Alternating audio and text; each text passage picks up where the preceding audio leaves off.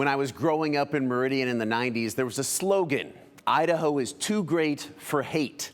It became a rallying cry for Idahoans who didn't want to see our home taken over by extremist hate groups. But what experts have told me is that phrase is really not a statement of fact, but rather aspirational. It's what we want to be as a state. Because today, it's not that hate is back in Idaho, it actually never left. This was a good day for our state in 2001 when the Aryan Nations compound in North Idaho was finally destroyed. After decades of spreading their racist, homophobic, xenophobic, and other forms of hate across the country from here in Idaho, the group's compound was literally dismantled after they were figuratively dismantled by communities standing together against their ignorance. The Southern Poverty Law Center, with Idaho's Kootenai County Task Force on Human Relations, bankrupted the Aryan Nations by winning a multi-million-dollar lawsuit against them. One of the leaders of that task force was Bill Wasmuth, the namesake of the Wasmuth Center for Human Rights. The mission for them now is the same as it was for Bill then. How are we, continuing to work across groups, across communities, across the state to really be louder and in saying that that is not who Idaho is. But the hard question we have to answer is that who Idaho is? When looking at the past few years, we can see numerous examples of violent extremism. In March, police say 2 Idaho men who were arrested for a hospital shooting, prisoner escape, and could be involved in a pair of murders are members of the Aryan Knights, a white supremacist prison gang. Last year, 31 members of a white nationalist hate group from 13 different states, including Idaho, were convicted of planning to riot at a pride parade in Coeur d'Alene in 2022. That same year, an Oregon man in Boise drove his car into people he believed were lesbians, burned pride flags, and assaulted a transgender librarian. In 2020, a group of men who recently moved to Boise were charged in a neo-Nazi plot to destroy the power grid in Idaho. And while police do not believe the mass shooting at the Boise Town Square Mall in 2021 was hate-motivated, sources say neo-Nazi literature was found in the trailer of Jacob Bergquist, who shot and killed a transgender security guard and a Mexican immigrant. Dr. Royce Hudson is a professor at Boise State and a researcher of violent extremism here and in the Middle East, with years of experience working for the State Department. He says hate has not returned to Idaho just recently. It's been here the whole time. It's ebbs and flows with sort of the prevailing sort of political winds. And so it never went away. So if it's always been here, why does Hudson say it's on the rise again? U.S. Attorney for the District of Idaho, Josh Hurwitz, says extremism is learned in 2 ways. First, from family and friends. The second avenue that's, I think, increased recently and accelerated probably because of the pandemic is sort of lone self-radicalized individuals who go down rabbit holes online. According to court records, that's exactly how the alleged leader of that neo-Nazi group, Liam Collins, was radicalized before recruiting others on a North Carolina military base. Prosecutors say they started to create the plot to destroy the power grid, along with creating a hit list of progressive politicians and community leaders, and then moved to Boise. And they exclude all the other information coming, and they only seek out and listen to and incorporate the information that sort of reinforces their preconceived notions, oftentimes racist and xenophobic, etc. Hudson says that can happen on social media, but also places that are hard to monitor, like certain messaging apps, video games, and chat rooms. The language is hyper-violent, and there's nobody to tell them that this is obviously messed up. From a legal standpoint, hate speech, as long as there is no threat of violence, is protected by the First Amendment. But Hurwitz stresses it may be protected by the First Amendment in some instances, but it doesn't mean it's acceptable and that we should tolerate it. Hudson says the end goal of extremism is always the same: violence. He says groups often talk about resetting the government through revolution, compare themselves to the founding fathers. And they can claim that they're patriots as a result of that. Hudson also points out that extremists don't just pose a threat to minority groups. So anyone that defends diversity, inclusion, could be potentially targeted by these groups. But it also breaks down the fabric of the entire community in terms of, are people fearful? Are they less trusting? Are they less willing to engage in what we need them to engage in from a civic perspective? So hate crimes really tear at the fabric of our society in a sort of a unique way. Tearing at the community spirit decades ago that inspired Idahoans who were not directly targeted by the Aryan nations to destroy them. Many others in the community were kind of like, they're kind of having like a little club in the woods. Like, it's not like that big of a deal, right? Like, it took a while for people to come around to recognize, right? Or to see that maybe even if I'm not the target, for example, the fact that they're targeting anyone in my community is not acceptable. But what in the world would convince a person to embrace extremism? We're going to have the answer to that in the next part of this series as we hear from a man who was part of the Aryan nations right here in Idaho. Back to you. Yesterday, after discussing the rise of extremist hate groups in our state, we left with a question. What in the world would convince a person to embrace these sickening ideologies? Well, it most often has little to do with the ideology itself.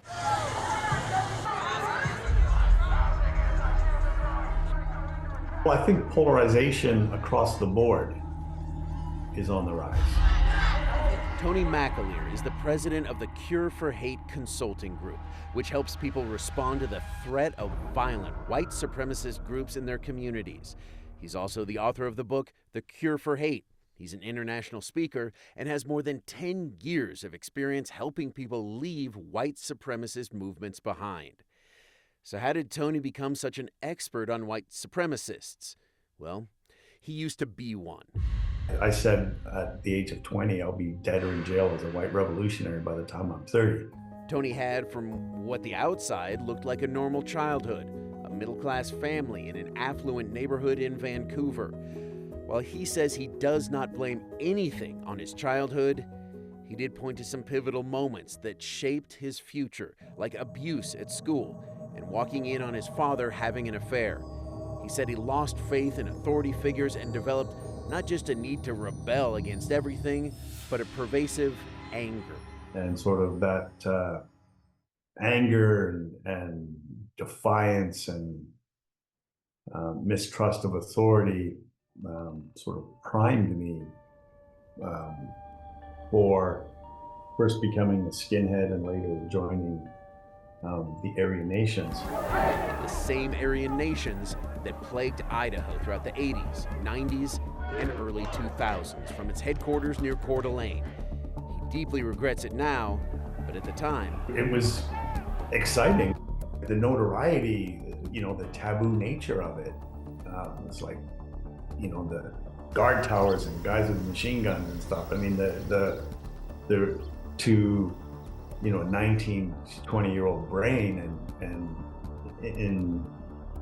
in the full throes of rebellion and defiance to authority, that was the ultimate place to go. It was here in this Idaho compound that not just the Aryan nations, but neo-Nazis, Klansmen, and other white nationalists came from across the country to convene, spread hate, and violence.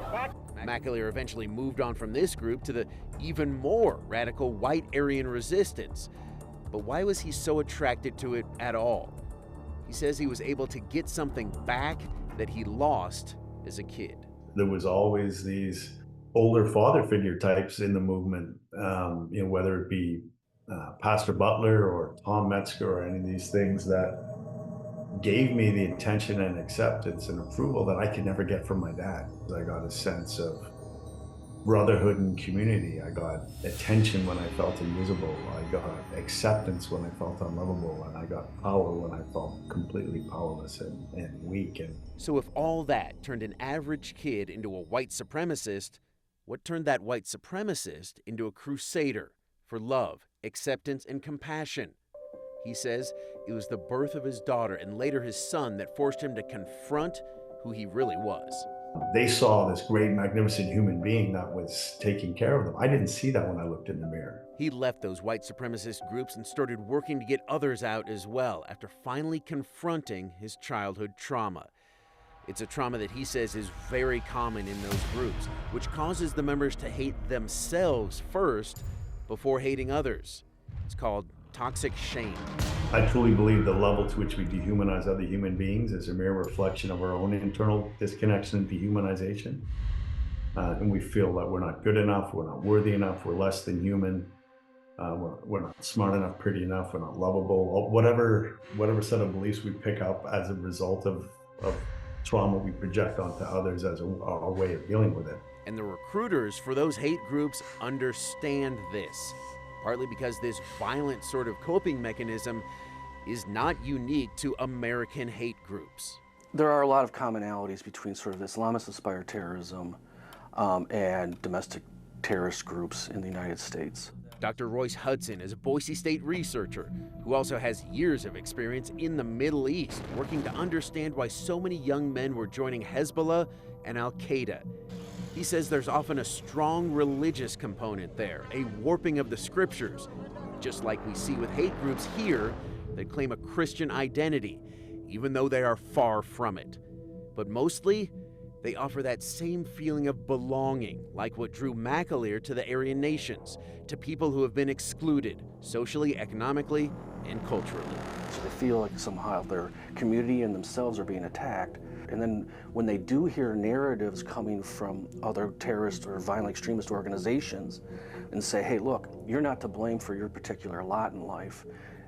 It's this group over here. It's these invaders coming from across the border, or it's Islamists coming across here and trying to invoke Sharia law. So it's the same sort of narrative, it's just flipped around. So, we've talked about the rise of these hate groups and how people can be drawn to them, but what can we do as a community to stop all that? You're going to hear from local leaders about exactly how to do that in the final installment of this series. Back to you. Hate groups in Idaho are a threat to all of us. But what do we do about them? Experts say while it's important to work as a community, our efforts should often begin with our friends and families. So it always starts with us individually. Christina Bruce Benyon, the executive director of the WASMA Center for Human Rights, says the fight against hate groups starts in our own backyards. How are we educating ourselves? How are we taking a stand? How are our voices being heard? And then it's that sphere of influence. And then how do we join those voices across a community, across a state, across a region? And we need to get to work right away because experts say people's lives are on the line. White supremacist ideology, if left unchecked, always ends in violence. It's violence Idahoans have seen far too much of in the past few months and years. Tony McAleer knows all too well who might be recruited to violent extremist groups. He's the author of the book, The Cure for Hate, and helps communities respond to the threat of violent white supremacist groups he was once a part of. Most people think it's the ideology that draws people in, but the ideology is really, and research has shown this, the ideology is really secondary. So if that is secondary, what's the primary reason for people to join these hate groups? Well, McAleer says people are looking for acceptance. So if you think about the loneliness and the despair and the craving for community and belonging and acceptance, very, very powerful. Which is why the U.S. Attorney for the District of Idaho, Josh Hurwitz, says isolation is one of the big red flags that someone you may know is being radicalized. But everyone should look out for their family members, their colleagues, their coworkers. If you're seeing a change of behavior or a withdrawal from sort of what we'd consider normal society, see what might be possible in a safe way to try to get that person the support that they might need. But just because someone is withdrawing doesn't mean they're being radicalized. Could be a sign of mental health challenges. Also, not everyone who uses violent rhetoric does in fact turn violent, but it is often a precursor to violence. And Dr. Royce Hudson, a violent extremism researcher at Boise State, says other behaviors are often paired with that. If they're stockpiling guns and ammo, that kind of stuff, That would be very concerning. So if we see all those red flags and try to help, how hard is it to un-radicalize someone? McAleer says very hard. And it wasn't just the ideas in my head, it was who I was. It was my whole identity. When you're trying to help someone out of it, it's not just about changing the ideas in their head, it's changing their whole identity. And McAleer stresses that in trying to bring someone out of a hateful ideology, we have to understand what motivated them into that in the first place. He says it's often shame from trauma, which turns to self-hate and then hatred of other groups. But again, it all starts with a foundation of shame. So what we cannot do is shame people out of it. Toxic shame is at the root of the hatred. More shame can't possibly be the answer. There's often pain or grievance that's legitimate, looking for a solution to hang itself on. And these conversations and stuff can be required courage, so we talk a lot about curiosity, courage, and compassion. McAleer calls it radical compassion, because while we all should be disgusted by these hate groups' ideologies, we cannot use their tactics to hate the people in them. Hate speech is hate speech, even if it's directed at hateful people. Also, it's exactly what they want. These terrorist groups are trying to actually cleave the communities. That's their stated goal. I mean, remember, they want to start a revolution. And you start a revolution by separating people out. I mean, it's on purpose. So if you're targeting a particular group, the hope is that they overreact and say, well, all white people are like this, and so we're going to create this race war. So if that's what not to do, what do we actually do? Hurwitz says agencies across the board are getting much more efficient at getting justice for victims. So they all want you to report hate crimes. That can start, as Hurwitz calls it, a virtuous cycle where victims feel more comfortable reporting, they see justice done, and then others feel more empowered to also stand up and report hate crimes. But he says first, we all need to let everyone know where we stand. The first thing as just a citizen is to stand up against this, to call it out and to say this is not acceptable, this is not what our community represents, it's not what we're about, and it's frankly inconsistent with the Constitution.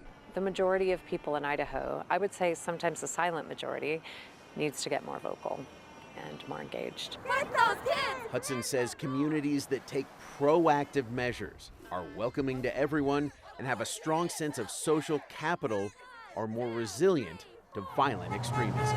Communities can make a difference. And McAleer knows that if our community makes the choice to offer a place for everyone to belong, people don't have to get that belonging from hate groups. So hopefully those groups can wither away. The ego sees the world through the lens of separation, black and white. The heart sees the world through the lens of connection and sort of bringing people together. As human beings, we can live from a place of fear or love. And when we're conscious of that, we get to choose which that is. And again, it's time to make that choice right now, before this community loses more friends, family, and more of its identity. Back to you.